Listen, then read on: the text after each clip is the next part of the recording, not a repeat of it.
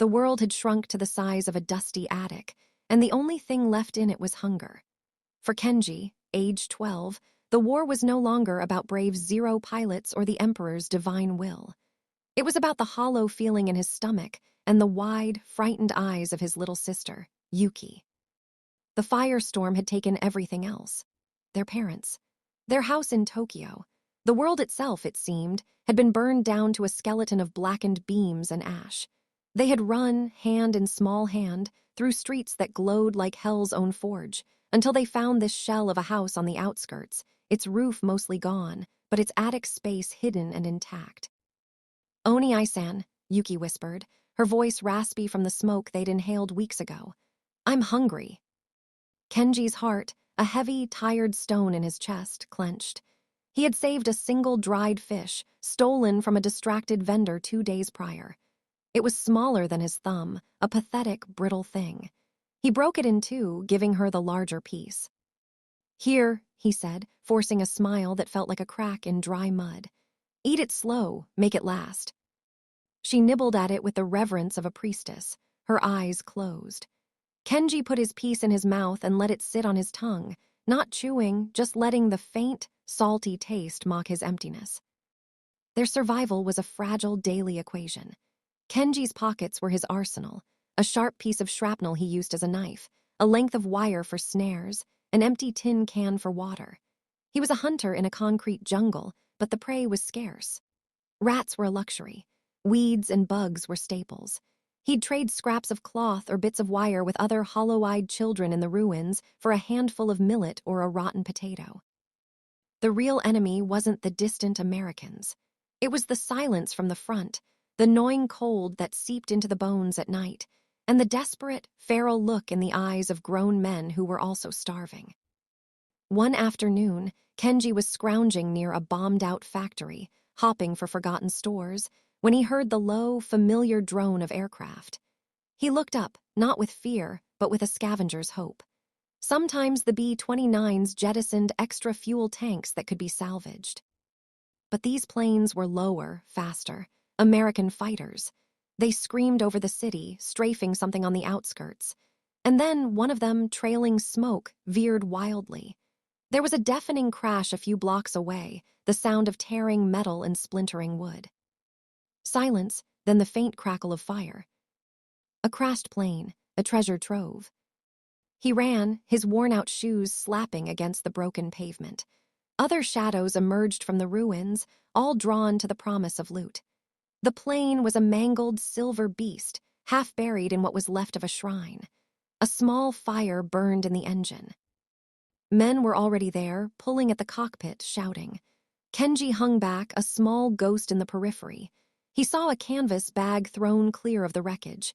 He darted forward, his small size an advantage in the chaos, and grabbed it. It was heavy. He didn't wait. He turned and ran, the bag clutched to his chest, expecting a shout, a hand on his collar. None came. They were too focused on the pilot, on the metal carcass. He didn't stop running until he was back in their attic, his lungs burning. Yuki was waiting, her face pale. "What is it, Oni-san?" He tore the bag open, his breath caught. Inside were tins of food, beautiful, miraculous tins with American writing. Ham, beef, fruit. There was a bar of chocolate and, unbelievably, a small, hard loaf of white bread. It was a king's ransom. It was life itself. For 3 days they feasted. Kenji opened a tin of ham, and the rich, salty smell made them both dizzy. They ate until the sharp pain in their bellies softened. Yuki's cheeks seemed to gain a little color. For the first time in months, they went asleep not hungry. But the king's ransom attracted thieves. On the 4th night, Kenji heard it, the slow, deliberate creak of a floorboard downstairs. He froze, his hand immediately closing around his shrapnel knife. He peered through a crack in the attic floor. A man was down there, a gaunt silhouette in the moonlight, poking through their meager belongings. He was one of the others from the ruins, a man with a scarred face and dead eyes Kenji had seen before. "I know you're up there, boy," the man's voice rasped. "I smelled the meat, the good stuff. Bring it down, all of it." Kenji's blood ran cold. He looked at Yuki, who was awake now, her hands pressed over her mouth to keep from screaming. He had the knife. The man was bigger, stronger, desperate. Then he remembered the one thing he had left from his father. Not a weapon, but a tool. A small, lacquered asterisk in row asterisk box that had survived the fire. Inside wasn't medicine, but a single, powerful firecracker saved from a festival long ago. His father had called it a asterisk don asterisk, used to scare birds from the rice fields. "Stay hidden," he whispered to Yuki.